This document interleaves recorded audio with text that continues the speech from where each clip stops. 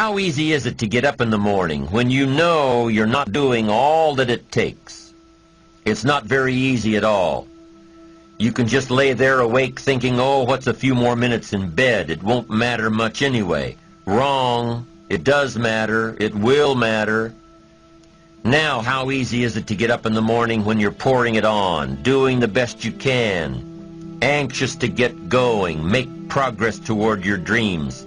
It's a whole different story. When you're resting to renew your reserves, it's much different than resting to avoid your day. When you're psyched up and excited for your life, when you're excited for what you've planned to accomplish for the day, it's amazing. You'll wake up before the alarm clock even tries to startle you awake. Your successes fuel your ambition. Your successes give you extra energy. Your successes pave the way for more successes. It's the snowball effect. With one success, you're excited to meet another, and another, and another.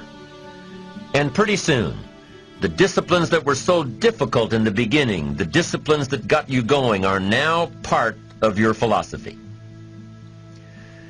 How do you know when you're successful? Do you have to be a millionaire? No. All we ask of you is that you earn all you possibly can. If you earn $10,000 a year and that's the best you can do, that's enough. God and everything else will see to it that you're okay. The key is to just do the best you can. If it's $10,000 a year, wonderful. If it's $100,000 a year, wonderful. If it's $1 million a year, wonderful. It doesn't matter $10,000 a year or $1 million a year. It doesn't matter as long as you've done the best you possibly can. Earn the most you possibly can. Be the most you possibly can. And here's why. The essence of life is growth. The essence of life is growth, to do the best you can. And here's what's interesting. Humans are the only life form that will do less than they possibly can. Humans are the only life form that will settle for less. Every other life form except human beings strive to its maximum capacity. How tall will a tree grow? Approximately. As tall as it possibly can. You never heard of a tree growing half as high as it could. No, trees don't grow half. Trees send their roots down as deep as possible, stretch their limbs up as high as possible, produce every leaf possible and every fruit possible. As a matter of fact, you never heard of a human physically growing half.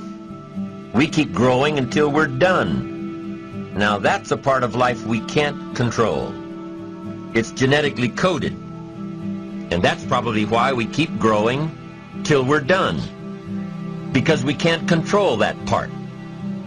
It's the rest of our growing that we control. The growing of our minds, the expansion of our minds, that we can control. And that's what tends to get away from us. All life forms inherently strive to their max except human beings. Now, why wouldn't human beings strive to their maximum possibility? Here's why. Because we've been given the dignity of choice. It makes us different than alligators and trees and birds. The dignity of choice makes us different than all other life forms. And here's the choice. To become part of what we could be, enough to get by, or to become all that we can be. My best advice for you is to choose the all.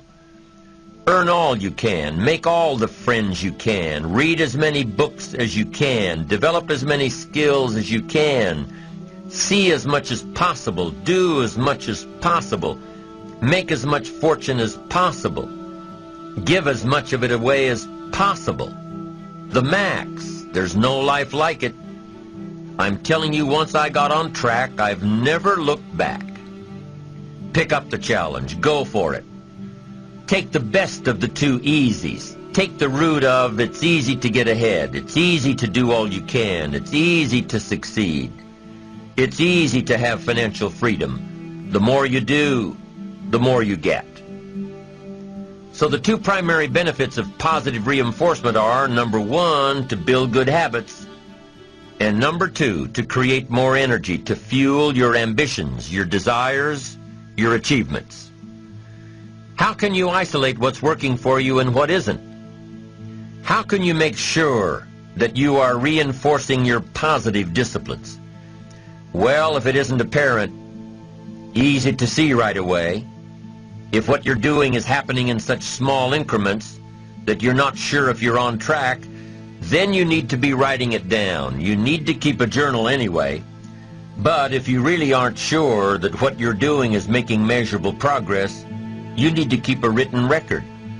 You need to write down everything that may be relevant in your day. What you did, who you saw, what you felt, how it may or may not affect you now and in the future. The best way to track your activities of the day is to write them down.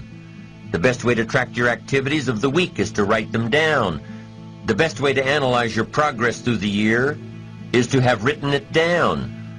Why? So you can look back on it. Because by keeping a written record of your life, you will be more accountable. By putting into writing the action steps that you have planned, you will easily see what works and what doesn't. Most people just try to get through the day, never writing anything down, never keeping track of their progress along the way, never really knowing if they are doing all they can to reach their goals, to drive their ambition. But gifted people learn to get from the day. They don't let a day end without picking up some valuable experience, some emotional content, some idea that may positively affect their future. To get the most from a day, to learn the most from a day, you need to be able to reflect on the day. And how can you reflect on a day unless you record it in history?